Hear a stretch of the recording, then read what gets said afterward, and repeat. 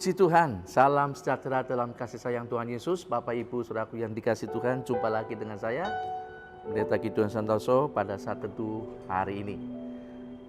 Saya akan berbicara tentang peran Yesus dalam kehidupan kita, Saudaraku. Sebagai Tuhan yang akan memberkati dan menyertai kita. Kita dahului dengan doa lebih dahulu.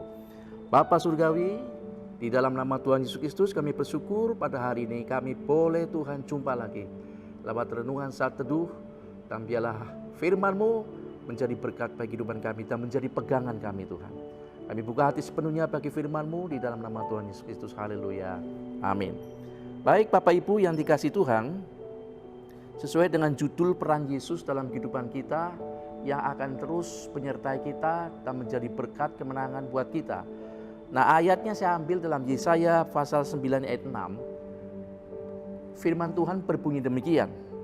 Yesaya 9 ayat 6, sebab seorang anak telah lahir untuk kita, seorang putra telah diberikan untuk kita, lambang pemerintahan ada di atas bahunya dan namanya disebutkan orang. Pertama, penasihat ajaib. Kedua, Allah yang perkasa, Bapa yang kekal, dan Raja damai. Nah, Bapak Ibu, sekadang orang menilai ayat ini ayat Natal. Ini bukan ayat Natal, Bapak Ibu. Kalau saudara perhatikan ayat itu ada yang Tuhan katakan lambang pemerintahan ada di atas bahunya. Namanya disebutkan orang. Penasihat ajaib, Allah yang perkasa, Bapa yang kekal, dan Raja damai. Ini bukan sekedar gelar, saudara. Tetapi ini merupakan peran Yesus dalam kehidupan kita sampai hari ini. Sampai Yesus datang. Bukan sekedar gelar, tapi ini merupakan pribadi Yesus. Peran Tuhan dalam kehidupan anak Tuhan di hari-hari ini. Mari kita pelajari saudaraku yang Tuhan kasih tentang gelar atau peran Tuhan di dalam kehidupan kita. Yang pertama disebutkan peran Tuhan atau gelarnya.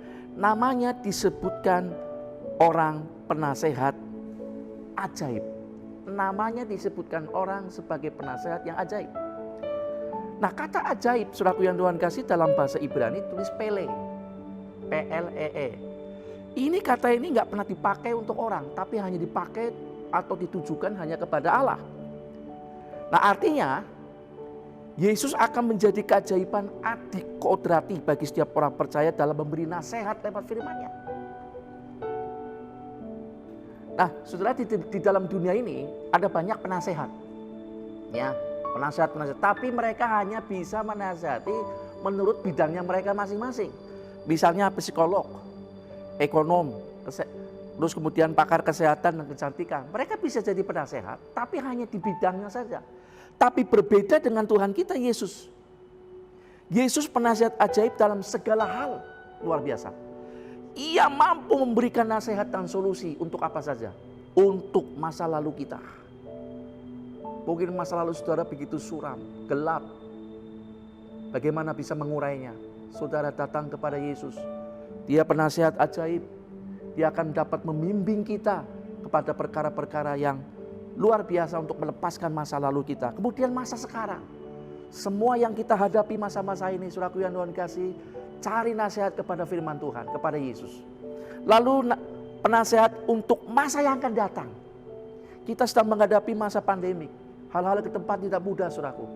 Bagaimana caranya kita harus mengarungi kehidupan ini dan menghadapi semua itu? Yesus, penasihat ajaib untuk masa yang akan datang. Jadi kita bersyukur sebagai anak Tuhan. Kita punya penasihat ajaib yang akan menuntun dan memberikan kita pencerahan yang luar biasa. Sehingga kita tetap akan eksis dan menang menghadapi apapun yang kita akan hadapi di masa yang akan datang.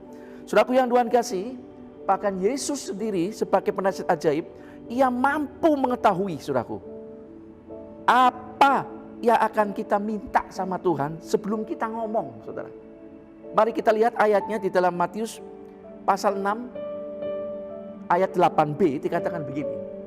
Karena Bapamu mengetahui apa yang kamu perlukan sebelum kamu minta kepadanya. Luar biasa sekali. Tuhan mengetahui sebelum kita ngomong. Karena dia seorang penasihat yang ajaib. Disitulah ajaibnya Tuhan. Ya. Nah, Yesus disebut penasihat ajaib, saudara, karena ia adalah penjelmaan dari hikmat Allah itu sendiri.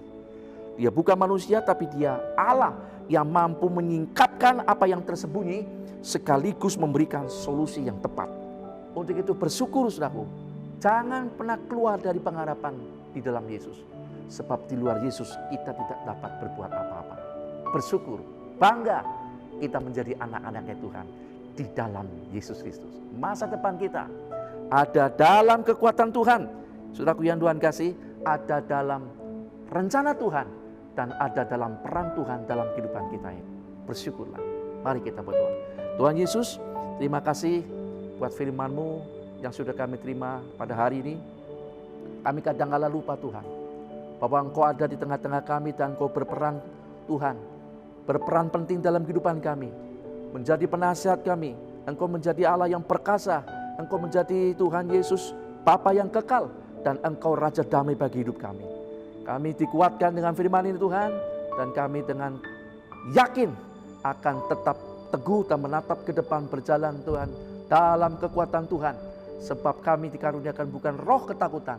Tapi roh yang membawa damai sejahtera. Oleh karena Engkau adalah Raja damai sejahtera bagi kami. Terima kasih Tuhan.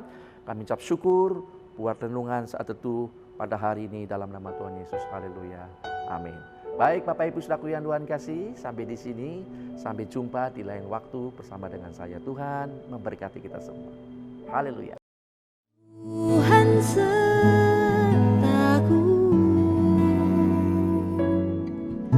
melewati badai, Engkau menjagaku. Ku tahu Kau selalu